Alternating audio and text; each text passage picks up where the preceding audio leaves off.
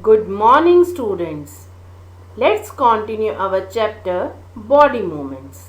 In my last video of this chapter, we discussed about the various joints.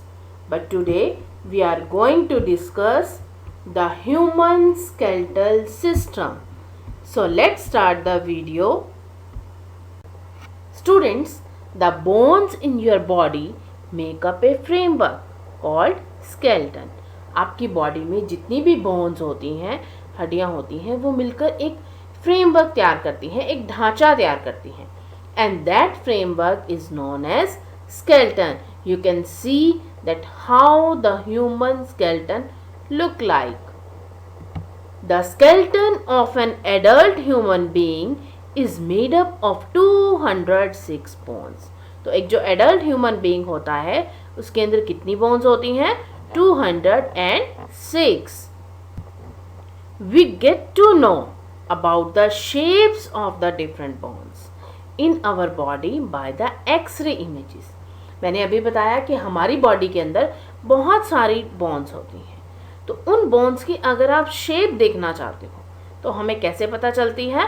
With the help of X-ray images.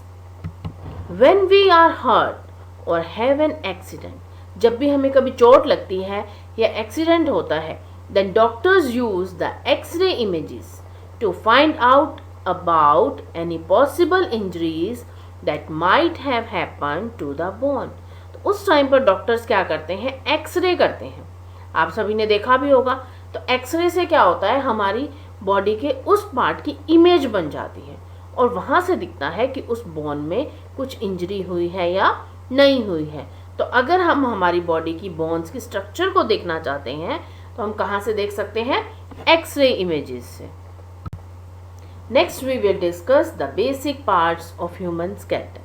हमारा जो skeleton होता है उसके अंदर कौन कौन सी पार्ट्स होती हैं, कितनी बोन्स कहाँ प्रेजेंट होते हैं. So let's discuss in detail. First one is school.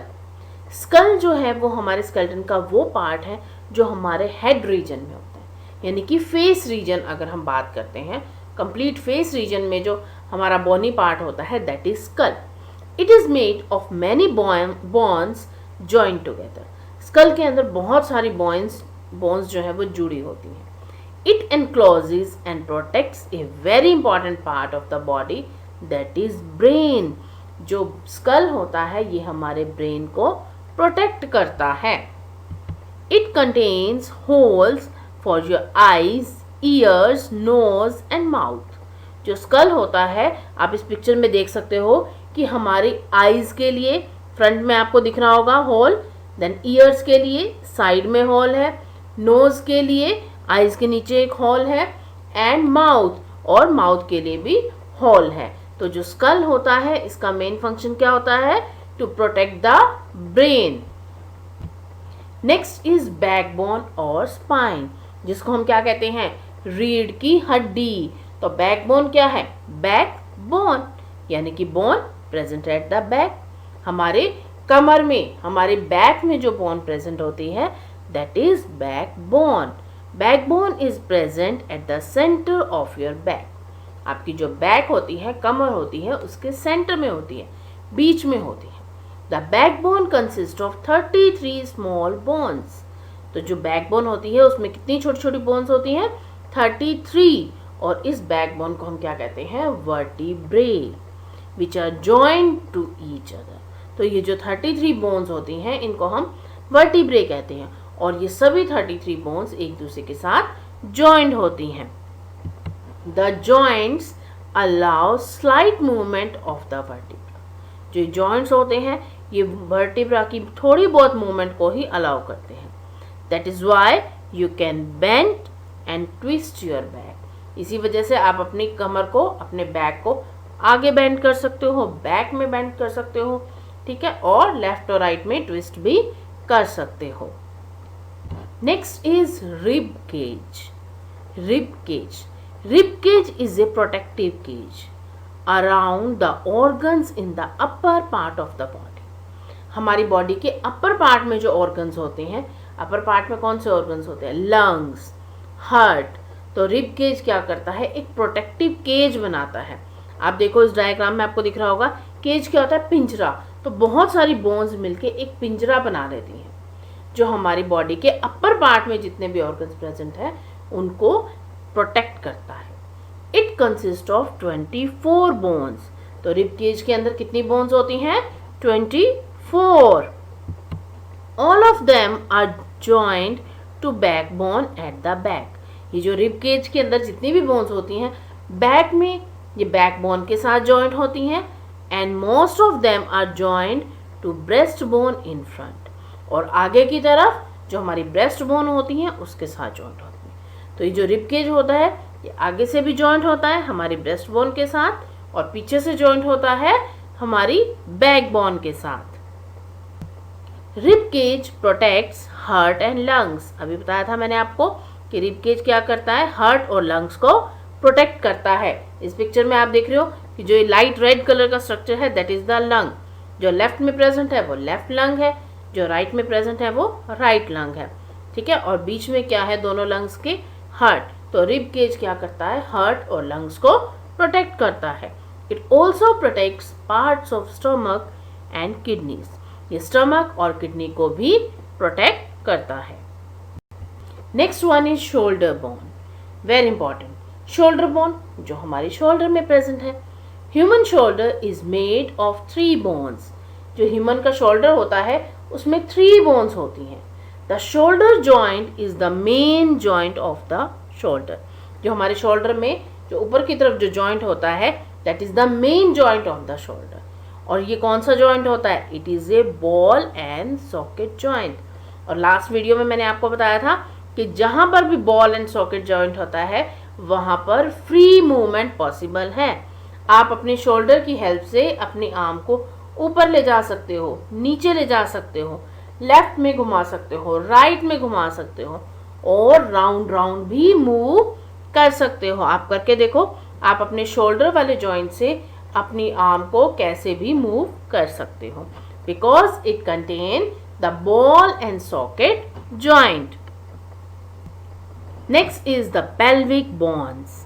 Pelvic bones enclose the portion of your body below the stomach. हमारे स्टमक से नीचे का जो पोर्शन होता है उसके ऊपर pelvic bone present होती है। This is the part you sit on. इस पार्ट के ऊपर ही आप जब भी आप बैठते हो तो आप इसी पार्ट के ऊपर बैठ पाते हो। Next is limbs. Limbs किसे कहते हैं, arms and legs. तो हमारी 2 arms and 2 legs, they form the 4 limbs. Nearly half of your bones are in your hands, wrist, feet and ankle. हमारी बॉडी की मैक्सिमम बोन्स, या हम कह सकते हैं कि 50% बोन्स कहाँ प्रेजेंट है, हैंड्स में, रिस्ट में, फीट और एंगल्स में। The longest bone of your body is the thigh bone. हमारी बॉडी के अंदर जो सबसे लंबी बोन है वो कौन सी है, thigh bone. The ankles and the feet have number of small bones.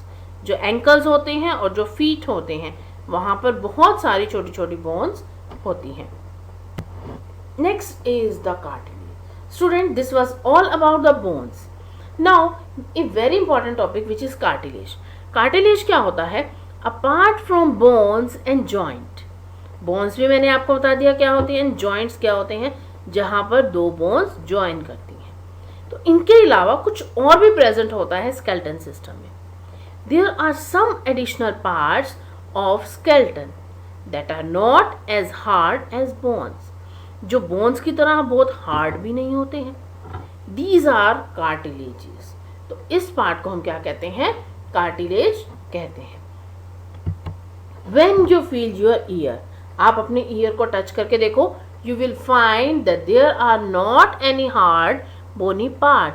आपका जो ईयर होता है बहुत सॉफ्ट होता है, वहां पर कोई बोनी पार्ट नहीं है, कोई हड्डी नहीं लगती।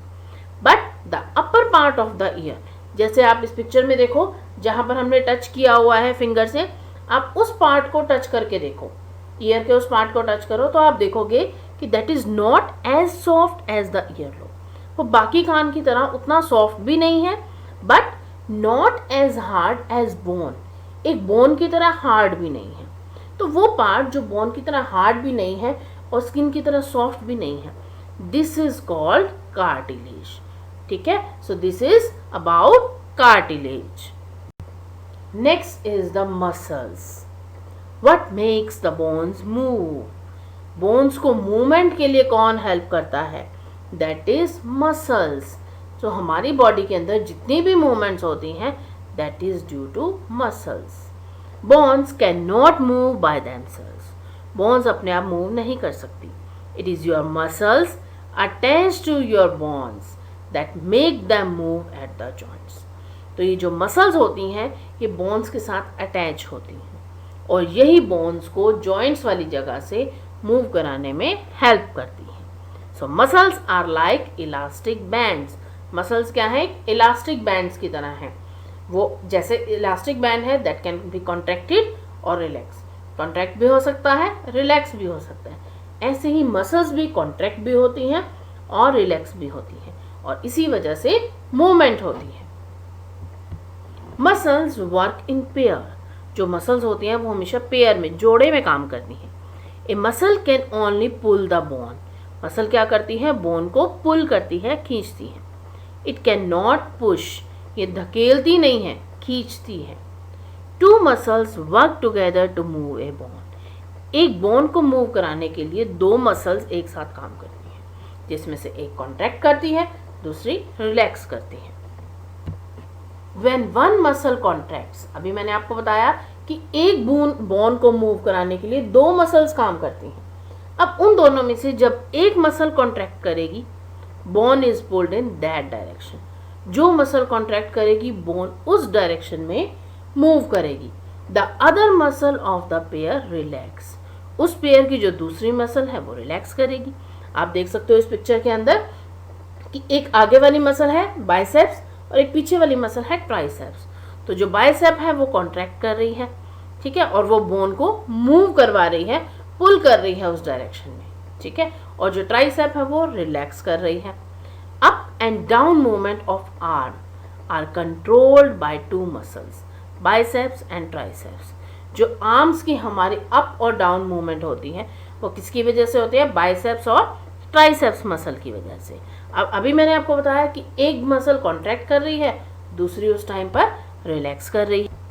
To move the bone in opposite direction. अब बोन को अगर हम ऑपोजिट डायरेक्शन में मूव करवाना चाहते हैं, ये तो था हम आगे की तरफ खींचना चाहते हैं, अब हम ऑपोजिट डायरेक्शन में ले जाना चाहते हैं, तो क्या होगा? जो मसल रिलैक्स हुई थी वो कॉन्ट्रैक्ट हो जाएगी. Relaxed muscle contract to pull the bone towards its original direction.